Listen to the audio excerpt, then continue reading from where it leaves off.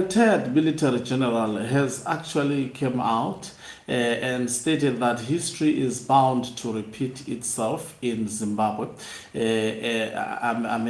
When he says history is bound to repeat itself, definitely is speaking about what transpired in 2017, where we saw the regime of Emerson Dambudzo Mnangagwa coming through, and the regime of Robert Gabriel Mugabe being the thing of the past. But what we have realized and witnessed is that the regime of Emerson Dambudzo Mnangagwa, within the shortest period of time, has become the worst thing that ever happened in the soil of Zimbabwe. Greetings and welcome to your lovely channel, the Hlonipani Global News. If you're watching us for the very first time, please do remember to press the red or black subscribe button so that next time when we beam live, you become the very first one to watch us. So, retired Lieutenant General Winston Sigauke is almost commenting on a daily basis, and this is helping us to understand what is at stake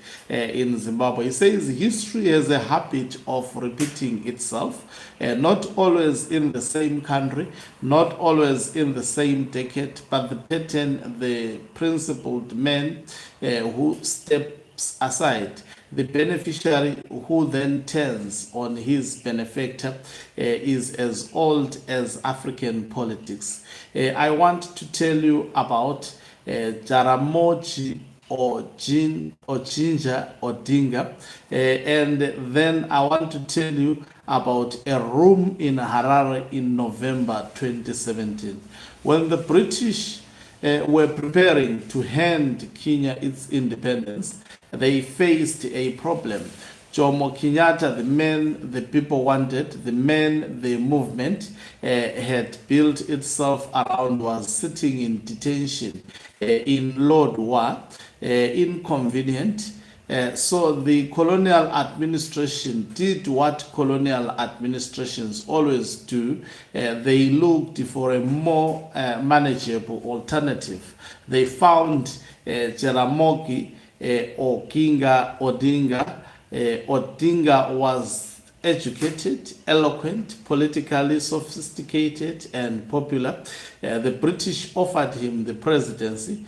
Think about what that meant. The highest office is in a newly independent nation, handed to you before the ink on the Constitution, on the Constitution was dry. He refused. His words have anchored across 6 decades of African political history. If I accept your offer, I will be seen as a traitor by my people. The British cannot elect me as a leader for my people. Kenyatta is around, just here in Lodwar. Release him and let him lead us. Release him, let him lead. Follow the hierarchy, follow the will of the people.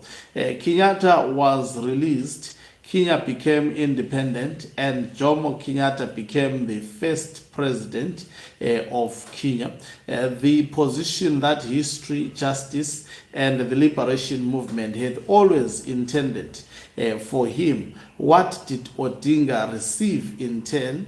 Marginalization, persecution, a loyalty that was never reciprocated.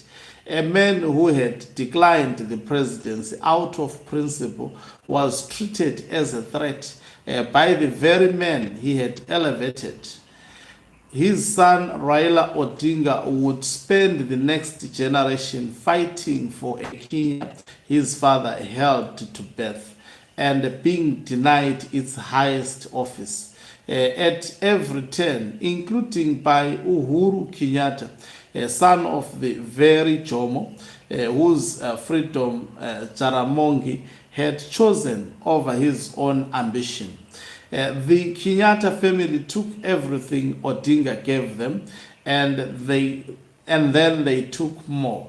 Now, Let me tell you what I know about November 2017. I think the story in simple terms in this regard, for those who are following, is related to what transpired in 2017. I mean, the general is trying to give us a picture that Chiwenga had the power. He was supposed to take over the power, but he gave the power to Emerson Dambudzo Mnangagwa, and Emerson Dambudzo Mnangagwa is haunting him up to this day. Now let's go on. Let's see what he would say. He said, now let us tell you what I know about November 2017. When the Zimbabwe Defense Forces moved to end the capture of the state, when General Chiwenga stood before the nation and told Robert Mugabe and his enablers that enough was enough, there was a moment that history has not yet fully recorded. Comrade Mugabe, in those final negotiations, turned to Chiwenga. The old man understood power. He understood that the man across the table from him was not merely a general executing a constitutional correction. He was a figure of enormous independent authority, liberation war credential, and institutional respect. And so Mugabe offered him the presidency. I have it on authority that is not rumor. The offer was made. I prefer you, Constantino. General Chiwenga's response carries the same moral weight as Odinga's words in 1961. He declined, not because he lacked ambition. A man without ambition does not reach the rank of commander of the Zimbabwe Defense Forces, but because he understood something that smaller men do not, that legitimacy is more valuable than position, that hierarchy exists for a reason, and that Zimbabwe in that moment needed an orderly, constitutionally defensible transition, not another strongman installing himself by force of arms. It is Mnangagwa's time, he said, in words that will one day be written into the history of this republic. Let us follow the hierarchy. He stepped back. He handed the presidency to Emerson Mnangagwa. He returned Zimbabwe to a constitutional path when he could have taken everything for himself. Okay. What happened next? You know what happened next? It's not my words, by the way, so that's why sometimes I'll stop. Let me hold my comment. I'll actually comment after everything. You know what happened next? The man who was given the presidency, the man, I'm questioning the fact where he said, it is said, he said, in fact, he said he returned Zimbabwe to a constitutional path. That was not a constitutional path. There was a coup, and Mnangagwa was given power without any mandate from the people. So that was the serious mistake, miscalculation, which cannot be equated to a constitutional path, and it has to be confronted the way it is. So what happened next? You know what happened next. The man who was given the presidency, good words, who was given the presidency, the man who would not be where he is today without the military intervention that General Chiwenga led, and the personal restraint that General Chiwenga demonstrated began methodically and with considerable sophistication to diminish the very men who made him. Now, the appointments changed, the access narrowed, the circle around the president contracted to include those whose loyalty purchased rather than earned. General Chiwenga found himself constitutionally present but institutionally sidelined. The vice president, whose chair, as that recent Politburo photograph so eloquently shows, is sometimes simply not at the table. This is the Odinga pattern, faithfully reproduced on Zimbabwean soil. A generation later, and just as the Kenyatta family compounded the original betrayal, Uhuru turning on William Ruto, a man who had sacrificed his own political future to carry Kenyatta to the presidency. We were watching the same logic play out here. Those who helped a man to power those who helped a man to power become, in his mind, the greatest threat to that power, because they know they were there, they remembered what was promised and what was owed. The difference between Odinga and General Chiwenga. Here is where I depart from pure historical parallel and speak as a soldier. Moki Oginga Odinga was a civilian politician. When Kenyatta marginalized him, his recourse was limited to opposition politics, public statements, and the court of history. He fought, he was detained, his son inherited the struggle and carried it forward across another half a century. General Constantino Chiwenga is not a civilian politician. He is a general. He carries with him the institutional memory and the command authority of the Zimbabwe Defense Forces. He carries the respect of men who wore the uniform across 4 decades of this nation's history. He carries the moral authority of a man who was offered the crown and declined it, not once, but in the most consequential moments this country has experienced since independence. That combination, restraint demonstrated under maximum temptation, institutional credibility built across a lifetime of service, and the scar tissue of a man who has seen betrayal up close and survived it, is not a weakness. It is the precise qualification that this moment in Zimbabwe's history requires. Odinga's tragedy was that he had no institutional lever when Kenyatta turned on him. General Chiwenga has levers.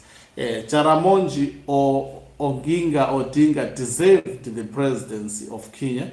History knows this. Kenyan knows this. The continent knows this. He was denied it by the men whose freedom he had chosen over his own advancement.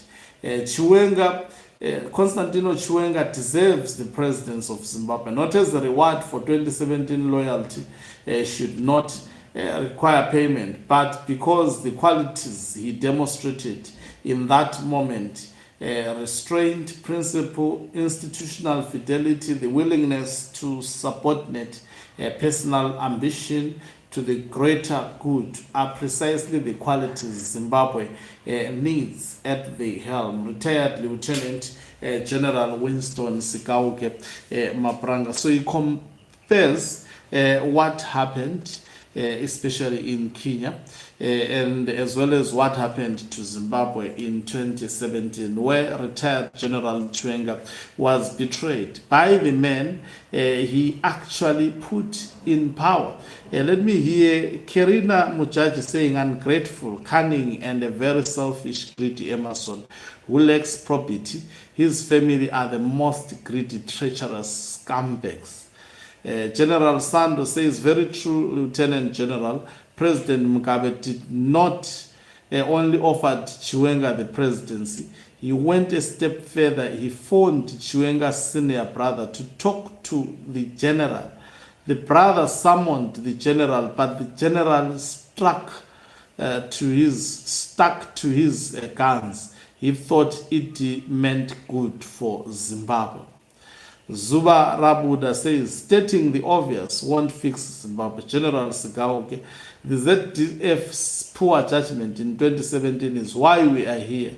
Now we are in a race to the button under it, and the people are losing hope that the military has the will or the capability to arrest his fall.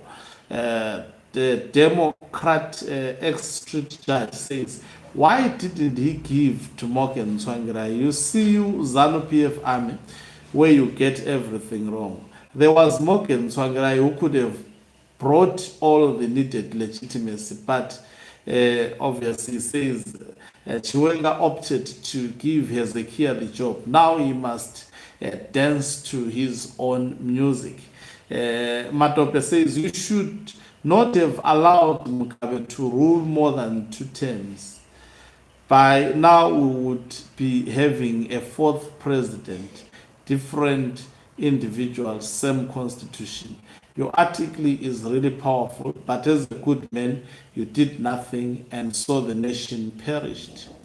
Mambo Nobody says ZANU PF manufactured a dispute between Mugabe and ED, so they can turn ED into a hero. The masses will accept without hesitation. Evans Mawar ran a simulation of November 17 with various shutdowns, Zimbabwe protests, ran from social media. It was costly but effective. Thank you very much for watching us. If you are watching us for the very first time, please do remember to press the red or black subscribe button so that next time when we beam live, you become the very first one to watch us. You can financially support this channel by pressing the join button and be part of our members who are the heartbeat of this channel.